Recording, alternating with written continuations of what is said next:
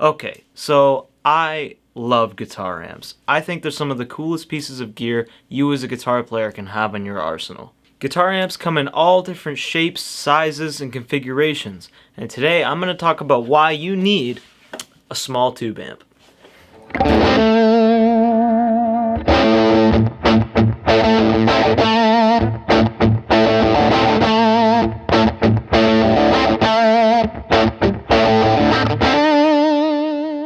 Throughout the 1960s is when you saw the boom of guitar amps and the volume wars.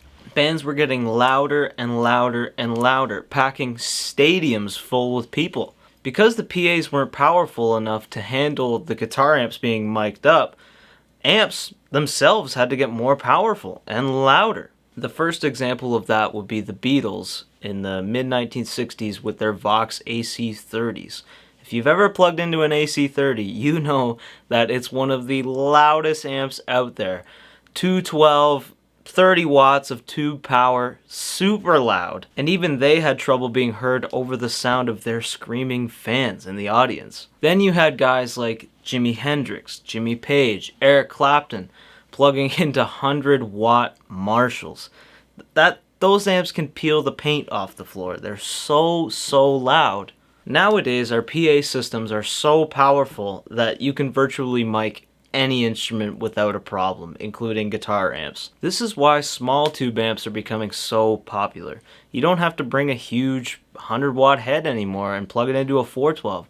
You can just mic up a small combo or a small head and cab, and you're on your way.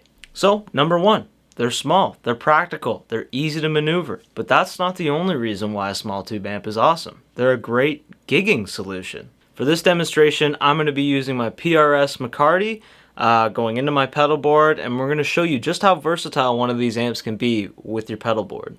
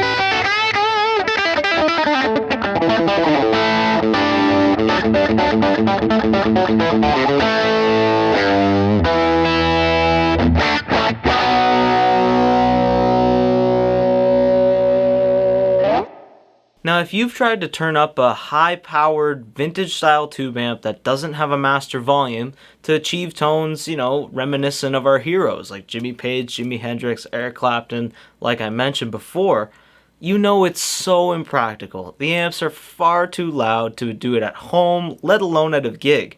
This is where small amps can come in really handy, especially simple amps like my Pro Junior behind me.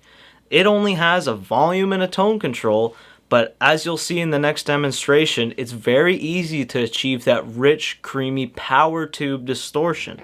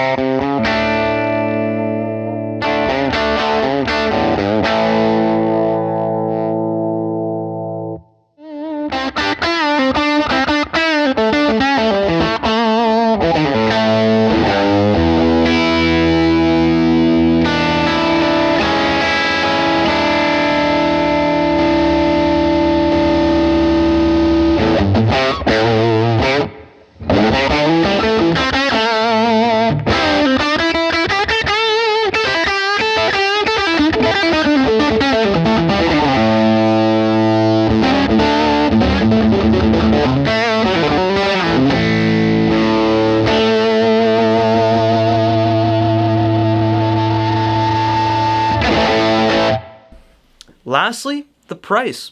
You can pick up an amp such as the Pro Junior behind me for around $300 or $400.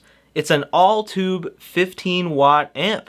That's amazing value when you consider the types of tones I was able to achieve with pedals and just the amp on its own.